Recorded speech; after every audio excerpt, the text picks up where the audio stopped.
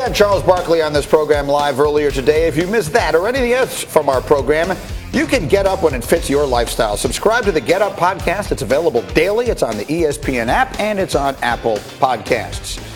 Earlier this morning, too, I had to teach Swagoo a little something about football.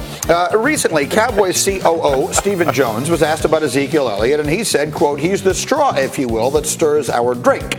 And this came after the Cowboys picked up his fifth-year option for 2020. Leaving Dallas in a situation with a lot of contractual stuff to figure out. Basically, they have to make decisions on their leading passer, the leading rusher, and the leading receiver from last year. Dak Prescott and Amari Cooper each entering the final seasons of their contracts.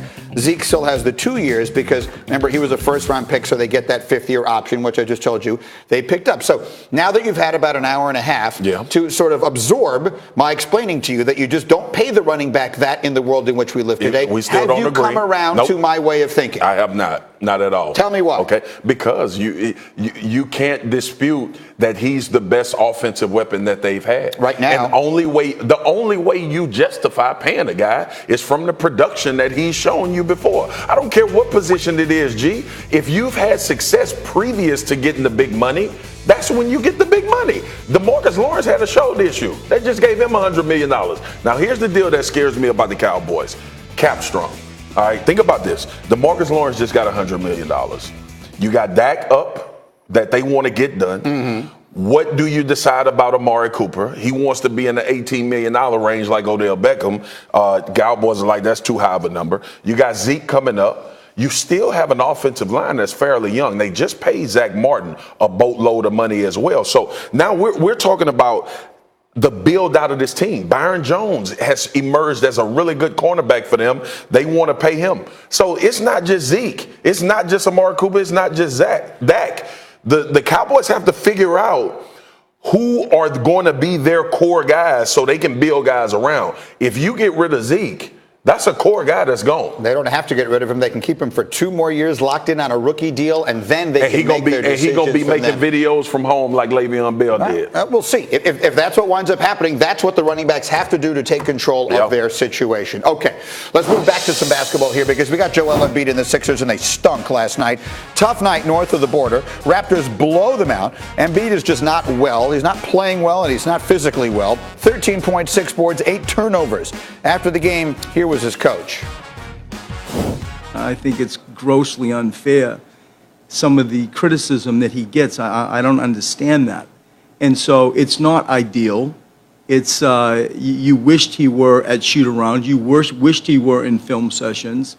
But he's had a temperature for the last few days that's kept him in bed.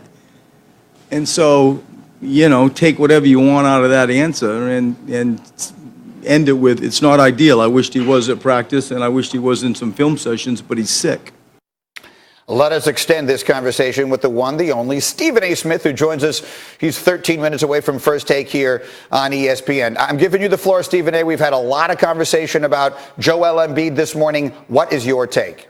Well, first of all, I think that we need to lean towards Jimmy Butler when we're talking about Joel Embiid. If the man is sick, the man is sick. If he's not healthy, he's not healthy. We know what kind of player he is when he is healthy. He's been perpetually unhealthy. We understand that. I do not understand, however, how he goes from feeling sick in Game 2 to playing lights out in Game 3 to suddenly being sick in Game 4 to the point where you text your coach 9 hours before a game. I just think that I'm going to focus on that because the reason of it is that I understand that you might not be up to snuff that particular day or whatever. But when you're competing for a championship, every marquee athlete I've ever known, 9 hours before a game, if it's not an injury, if it's simply an ailment, you're saying to them, get the hell over here and help me get better so I can be ready, as opposed to, coach, I might not be able to go 9 hours before a game. But that's just me.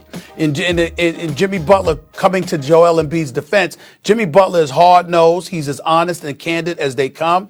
And if he says and speaks so glowingly about Joel Embiid's character, I'm going to side with him. And I've talked to Joel Embiid on several occasions. I want to give him the benefit of the doubt. But that doesn't let Brett Brown off the hook. If anything, it makes it tougher, especially when you look at Tobias Harris and the way that he's shooting the basketball this series, Ben Simmons and his lack of productivity in this series, Kawhi Leonard and the manner in which he's been giving it to them, and they've had absolutely positively no answer for him. Remember, they won Game 4 in Philadelphia with their second leading scorer, Pascal Siakam, my most improved player of the year winner.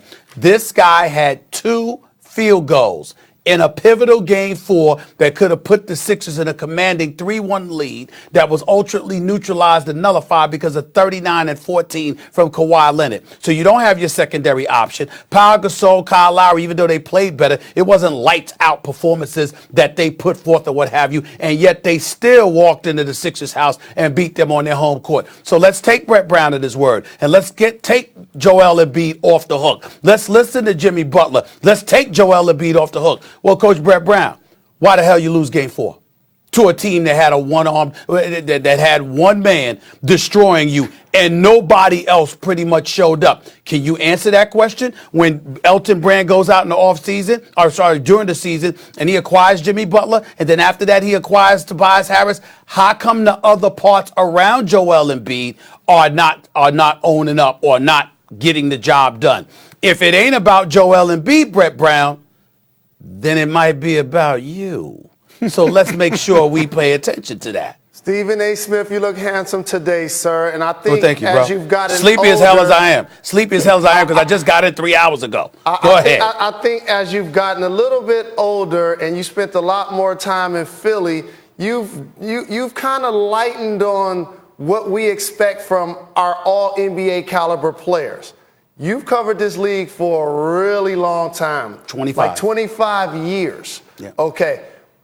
It's one thing to have a great game like Joel Embiid did when he went off for 30. During that game, he scored 9 baskets. He celebrated after 5 of them. He did the shimmy. He did the airplane. He did the Hulk Hogan.